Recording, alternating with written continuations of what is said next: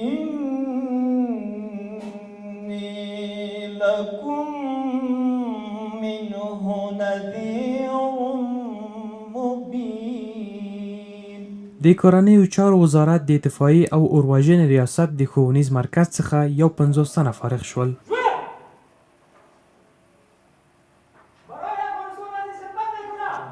په دې مراسمو کې چې د دفاعي او حوادثو پر ضد د مبارزې ریاست په انګړ کې جوړه شوې وه، الحاج مولوي حافظ نورالله انصار دفاعي او حوادث عمومي رئیس، الحاج مولوي شیر علي مدني د تربیوي مرکز قماندان، د تربیوي مرکز د پلان آمر او همدارنګه استادانو او محصلینو ګډون کړی و.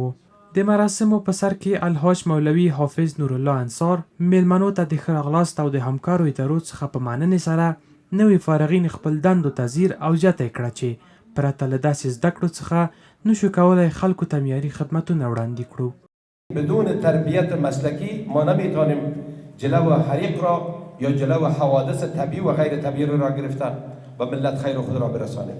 یگانه چیزی است که ما را به منزل میرسانه اینمی تعلیم و می تربیه است.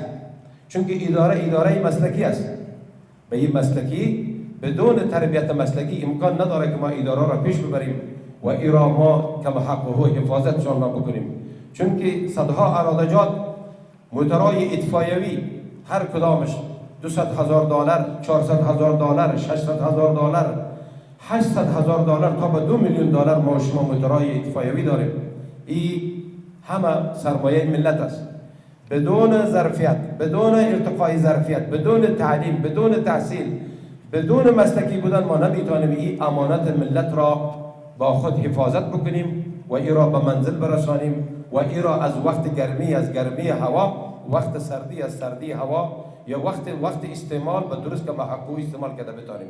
اینم یگانه چیزی است که ما را به اون منزل تعلیم میرسونه.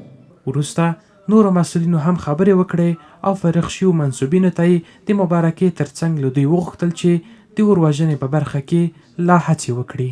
قماندانی مرکز تربیوی تلاش نموده و همیشه سعی نموده تا همچون کورس‌ها را به خاطر بلند بردن سطح ارتقای دانش ظرفیت پرسنل نهاد رسیدگی با حوادث اطفای که یک ارگان خدماتی است، وظایف از این 24 ساعت وظیفه 24 ساعته را به دوش داره و با دشمن مقابل است که زبان نداره، البته حریق است و آتش سوزی است و حوادث مترقبه و غیر مترقبه طبیعی است.